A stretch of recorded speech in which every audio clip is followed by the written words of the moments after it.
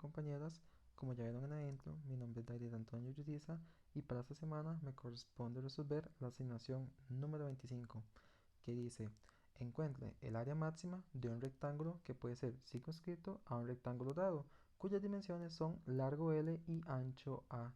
Este enunciado corresponde a un problema de optimización, una de las aplicaciones de la derivada. Estos problemas no tienen un algoritmo ya establecido, más sin embargo nos podemos dar una especie de receta a seguir para poder comprender el ejercicio y de esta forma resolverlo. Entonces, ¿cuál sería nuestra receta? Como paso número 1, vamos a hacer un dibujo o una figura apropiada y etiquetar las cantidades relevantes al problema. Posteriormente encontraremos la función a minimizar o maximizar. Encontraremos una ecuación auxiliar que nos ayude a eliminar las variables y expresar la cantidad como una única función. Vamos a establecer el intervalo de los posibles valores a partir de las restricciones físicas del problema y posteriormente y final vamos a encontrar los puntos críticos y utilizaremos las técnicas necesarias para encontrar los extremos buscados. Entonces, ¿cuál va a ser nuestro dibujo que modele este problema? De esta forma tenemos un rectángulo circunscrito en otro rectángulo con los elementos relevantes. ¿Cuál es nuestra función a maximizar? Nuestra función a maximizar es el área del rectángulo externo.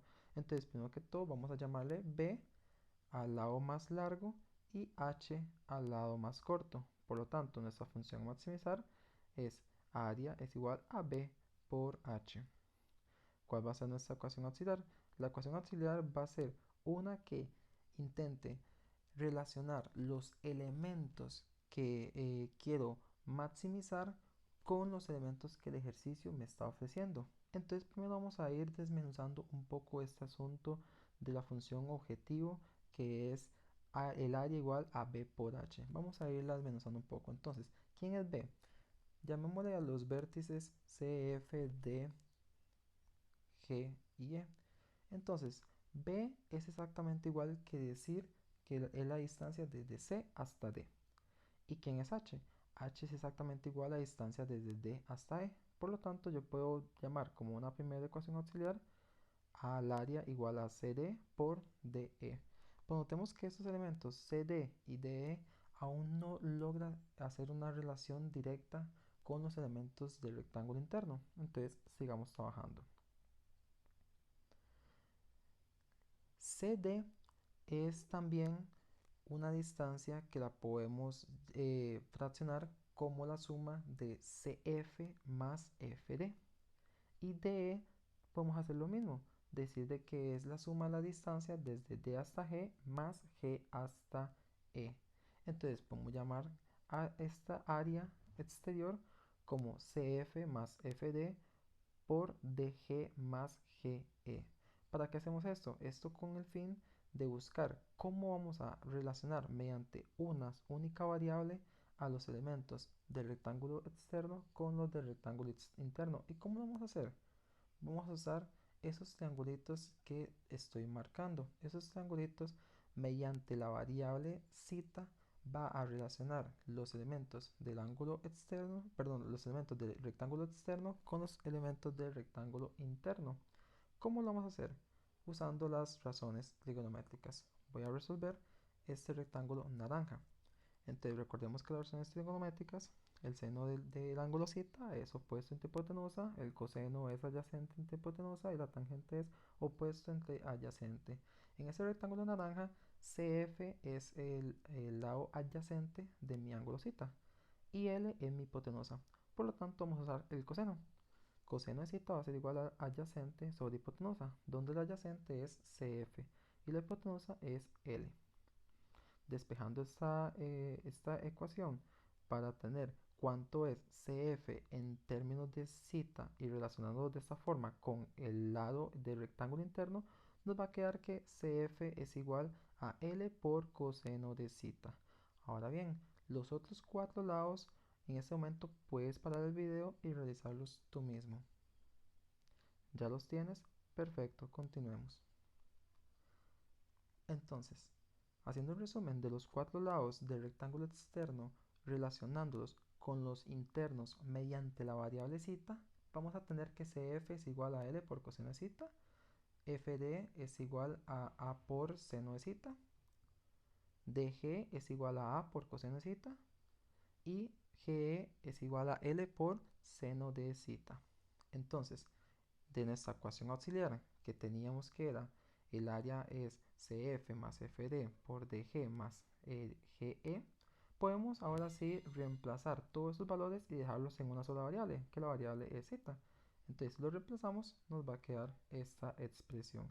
Esa expresión es la que vamos a maximizar, pero antes de hacerlo, para no tener que irnos a la complicación de cuando hacemos la derivada, entonces vamos a primero a simplificarla al máximo para que nos quede una más bonita y más fácil de trabajar. Entonces simplifiquemos. Tenemos dos paréntesis que entre ellos se van a multiplicar. Nos va a quedar la siguiente expresión. Noten que el primer elemento y el último elemento tienen el AL en común. Entonces sacando el factor común en el primero y el último, sería AL multiplicado por coseno al cuadrado de zeta más seno al cuadrado de zeta. Y noten que los dos del centro también tienen en común el coseno de zeta y el seno de zeta. Entonces, vean que el factor común de AL es coseno al cuadrado de zeta más seno al cuadrado de zeta, y esto corresponde a la pitagórica, que la pitagórica nos dice que coseno de zeta más seno de zeta al cuadrado, ambos, esto da 1. Por lo tanto, podemos ir simplificando un poco más la expresión. Vean que del lado derecho tenemos coseno de zeta y seno de zeta, muy parecido a la fórmula del ángulo doble del seno, pero ¿qué nos hace falta? El número 2. Entonces, para poder obtenerlo, multipliquemos por 2 y dividamos por 2. Y ahora sí, vamos a tener la fórmula del doble ángulo del seno. Y esta va a ser nuestra fórmula o nuestra área a maximizar. Una área más sencilla de trabajar y la cual vamos a trabajar. Entonces recordemos un poco nuestra receta para ver qué nos falta. Habíamos creado un dibujo apropiado para poder entender el ejercicio. Encontramos la función a maximizar. También encontramos nuestra ecuación auxiliar. Ahora tenemos que encontrar cuál es el intervalo de los posibles valores y además utilizar las técnicas apropiadas para encontrar los máximos y los mínimos o los extremos. Entonces, vamos a encontrar los puntos críticos primero y luego los intervalos que me permitan resolver el ejercicio. Entonces, gracias a la primera derivada, vamos a encontrar quiénes son los máximos. Entonces, vamos a derivar nuestra área. Entonces, notemos que la derivada de una suma es la suma de las derivadas. La primera suma la primer elemento que es AL es una constante, por lo tanto me va a quedar 0. Y del lado derecho, noten que es un escalar multiplicado por una función. Entonces, L al cuadrado más A al cuadrado entre 2 lo puedo mantener ahí quedito y nada más derivar seno de 2 zeta, perdón. ¿Y qué es seno de 2 zeta derivado? Vamos a derivar la función externa que es seno de 2 zeta y posteriormente, gracias a la regla de la cadena, derivamos el 2 zeta. Nos va a quedar la siguiente expresión, donde L al cuadrado más A al cuadrado entre 2 era la constante, el escalar, entonces lo mantenemos, y el 2 que aparece ahí es por la derivada interna, el coseno es de la derivada externa. El 2 del numerador lo cancelamos con el 2 del numerador y nos queda esta función con la primera derivada. Ahora bien, ¿cuál van a ser nuestros puntos críticos para ir encontrando quién es nuestro máximo en la expresión? Entonces, para poder encontrar los puntos críticos, vamos a igualar a 0 esta ecuación. Entonces, vamos a tener que L al cuadrado más A al cuadrado por coseno de 2 zeta es igual a 0. Entonces, como tenemos el producto de dos expresiones que son igual a 0, es porque uno es 0 o el otro es 0 por el teorema del factor. Noten que el primero no puede ser 0 porque son constantes. Y si fuesen 0 ya no sería un rectángulo, donde L y A recuerden que son los lados del rectángulo interno. Por lo tanto, hay que encontrar dónde es que se hace 0 la función en coseno de 2 zeta. Y coseno de 2 zeta se hace 0 únicamente cuando 2 zeta es igual a pi medios más n pi. O en otras palabras, cuando zeta es igual a pi cuartos más n pi medios. Ahora, ¿cuáles son los intervalos con los posibles valores? Esto para que el ejercicio tenga sentido. Zeta puede ser pi cuartos más n pi medios, puede ser cualquiera de todos ellos, pero como estamos trabajando con triángulos rectángulos, recordemos que los ángulos internos de cualquier triángulo, la suma de ellos tienen que dar 180. Uno de ellos al ser recto ya es de 90, por lo tanto me sobra 90, entonces zeta va a estar comprendido entre 0 y 90, o en radianes 0 y pi medios.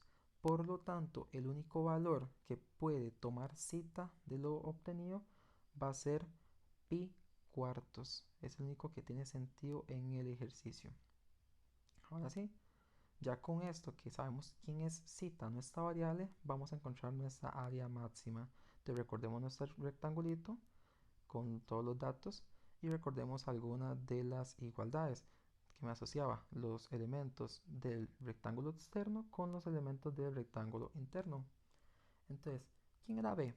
Recordemos que B era CF más FD. Además, ¿quién era CF? Si notamos este CF era L por coseno de zeta y FD es A por seno de zeta. Pero ¿quién es zeta? Zeta es pi cuartos. Entonces lo podemos ir sustituyendo.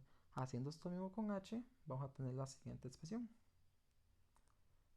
¿Qué podemos notar de ambas expresiones, tanto el de B como el de H? Tenemos el coseno de pi cuartos y el seno de pi cuartos. Si recordamos un poco de trigonometría, el seno de pi cuartos y el coseno de pi cuartos son exactamente los mismos. Por lo tanto, vean que el B y el H, si el coseno y el seno son exactamente los mismos, entonces B y H van a ser exactamente iguales.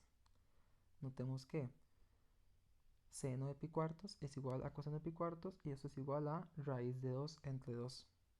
Entonces B y el H van a ser estrictamente iguales y van a ser igual a L más A por raíz de 2 entre 2. En otras palabras, por lo tanto, el rectángulo máximo que se puede circunscribir a un rectángulo siempre será un cuadrado. Y esta va a ser nuestra figura. Muchas gracias.